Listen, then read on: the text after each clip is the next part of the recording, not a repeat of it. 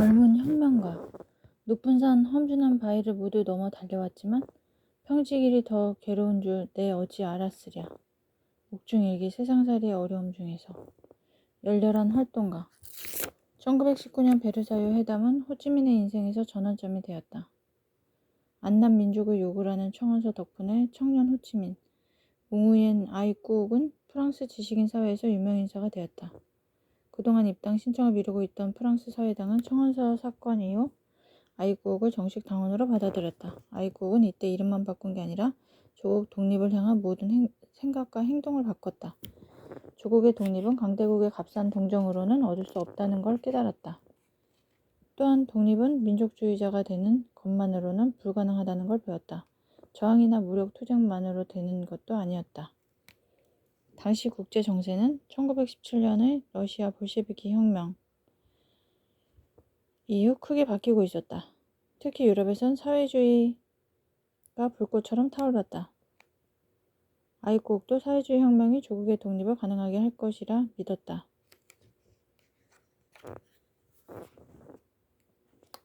동지 여러분, 나는 인도차이나 사회주의 그룹 대표 옹우옌 아이꾸옥입니다. 여기 모인 여러분은 훌륭한 사회주의자들입니다. 그러나 여러분이 세계혁명을 토론하는 지금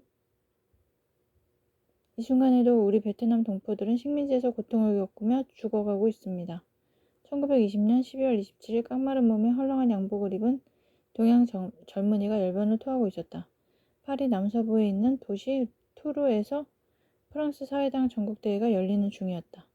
베트남 동포들은 프랑스의 이익을 위해 모든 자유와 권리를 박탈당한 채 대량 학살되고 있습니다.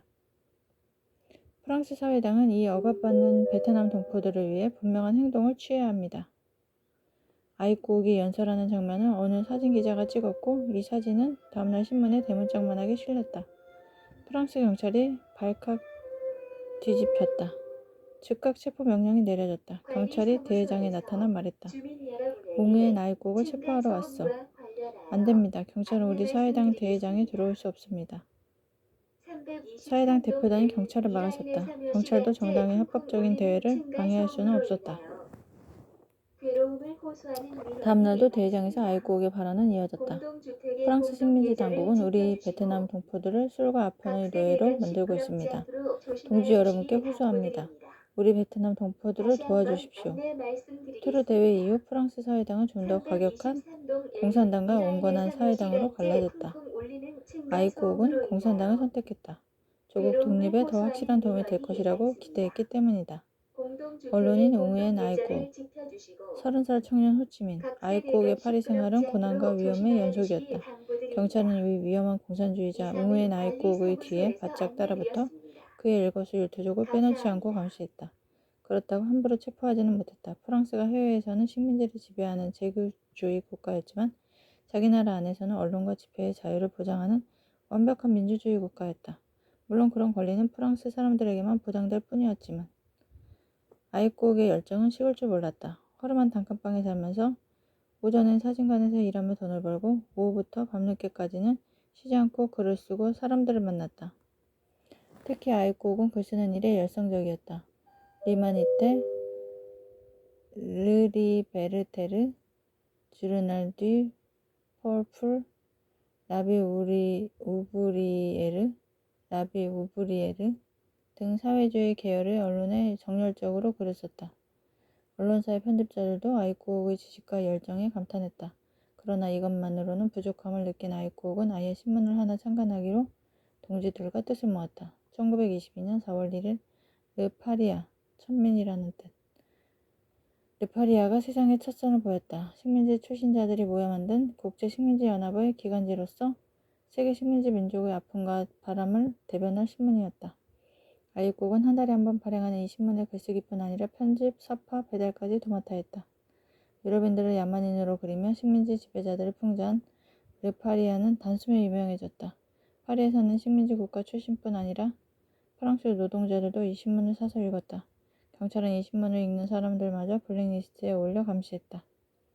경찰의 미행이 하루 24시간 계속되자 참다 못한 아이꾸옥은 프랑스 식민지청 장관 알베르 사르에게 공개 편지를 썼다.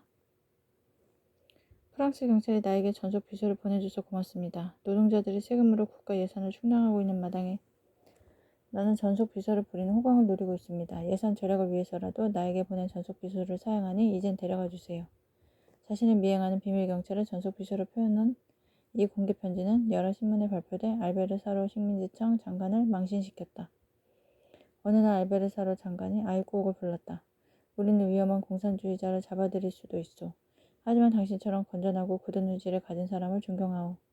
알베르사로는 은근히 협박하면서 달래듯이 말했다. 혹시 개인적으로 원하는 거나 필요한 게 있으면 말하시오.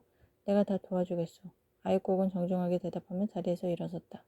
나에게 가장 중요하고 가장 필요한 것은 우리 베트남 동포들의 자유입니다. 자, 이제 가도 되겠습니까? 가자 모스크바로. 오후엔 아이쿠옥은 프랑스 공산당에서 중요한 인물로 인정받았지만 답답하기만 했다. 아무리 식민지 문제에 대해 떠들어도 당에서는 관심을 보이지 않았다. 같은 베트남 동포들 사이에서도 조국 독립에 대한 생각이 달랐다. 아이국은 세계 혁명 속에서만 베트남 독립이 가능하다고 생각했고 그의 스승인 판쩌우치는 프랑스의 식민지 체제 안에서도 베트남 독립이 가능하다고 믿었다. 아이국의 주도로 만든 국제식민지연합은 프랑스의 식민지 국가들을 해방시키기 위해 공산주의자와 민족주의자를 이어주는 고리 역할을 하고자 했지만 별다른 성과를 거두지 못하고 있었다. 1922년 10월 파리에서 열린 프랑스 공산당 전국대회에서 아이국은 또 한 번 맹활약을 했다. 다른 식민지 대표들과 힘을 합해 결의안을 만들었다. 세계 공산주의 혁명을 위해서 먼저 식민지를 해방시켜야 한다. 하지만 나아지는 건 없었다. 이런 가운데 아이국에게 새로운 기회가 왔다. 아이국의 활약을 눈여겨본 국제공산주의 운동단체인 코민테른에서 편지를 보낸 것이다.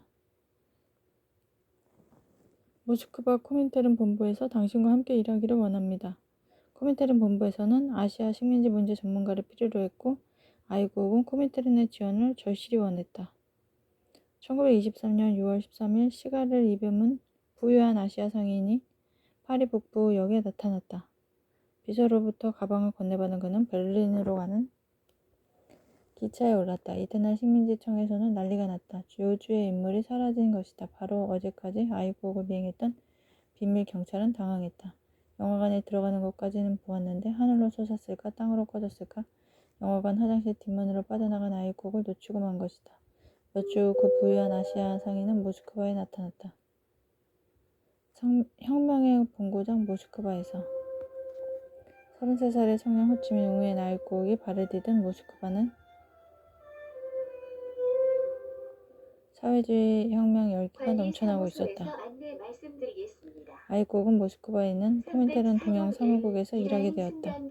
동아시아 지역의 혁명을 지원하는 것이 아이국의 일이었다. 혁명의 본고장 모스크바에서 이칸마른 출신에게 공산주의자는 눈에 띄지 않는 존재였지만 코민테른 최고 간부 회의에 인도차이나 혁명에 관한 보고서를 내면서 그에 대한 인식이 달라졌다. 아무도 주목하지 않던 이 젊은 혁명가에게 관심이 몰리기 시작했다. 또 아이국은 여전히 식민지 문제에 무관심한 프랑스 공산당에 격렬한 비판의 편지를 보냈다. 지난 제2차 코민테른 대회에서 공산당 동지들은 전세계 식민지 해방을 위해 투쟁하라는 결정을 내렸습니다. 그러나 프랑스 공산당은 지금까지 아무 행동도 하지 않고 있습니다. 더 이상 허풍만 떨지 말고 적극 행동에 나서야 됩니다. 세계적인 공산주의자 아이국은 아시아 노동자 대학에 입학했다. 스탈린 학교라는 이름으로 더 많이 알려진 이 학교는 소련에 초청받아온 아시아 혁명가들을 훈련시키는 학교였다. 한국, 중국을 포함해 아시아 62개국에서 온 천여 명의 젊은이들이 함께 공부하고 있었다. 아이국에게 이 학교는 천국이었다. 마음껏 공부하고 세계 공산주의 지도자들과 교본을 쌓을 수 있었다. 1924년 6월 17일 모스크바의 볼쇼이 극장에서 제5차 코민테른 대회가 열렸다. 세계 50개국 대표 500명이 모였다. 아이국은 프랑스 공산당 대표로 참석했다. 인도차이나 대표로 인정받고 싶었지만 인도차이는 아직 공산당이 없었다. 개막식 때부터 아이국의 활약이 시작됐다. 의장의 개막 인사가 끝날 즈음 아이국이 긴급 발언을 했다. 의장님, 이번 대회 결의문에 식민지 민족을 위한 특별한 조치가 포함됩니까? 회의 중에 누구든 제안하면 포함됩니다. 의장이 말했다. 그렇다면 대회 결의문뿐 아니라 모든 연설에 식민지 민족 문제를 포함시킬 것을 제안합니다. 아이국의 주장이 받아들여졌다. 대회 기간 내내 아이국은 프랑스뿐 아니라 영국, 네덜란드 공산당들도 식민지 문제 해결에 적극적으로 나서야 한다고 주장했고 각국 대표들의 관심과 지지를 얻어냈다. 제5차 코민테른 대회는 아이국을 일약 세계적인 공산주의자 반열에 올려놓았다. 당시 소련의 화가인 크로프첸코는 아이국의 초상화를 그려 노동자 신문에 크게 실었다. 또한 소련 공산당 기관지인 프라우다는 마르스 행동으로 옹우엔 아이국의 연설이라는 제목으로 그의 연설과 활약상을 자세하게 보도했다. 그러나 아이국은 그럴수록 조국으로 돌아가고 싶은 마음이 더욱 간절해졌다.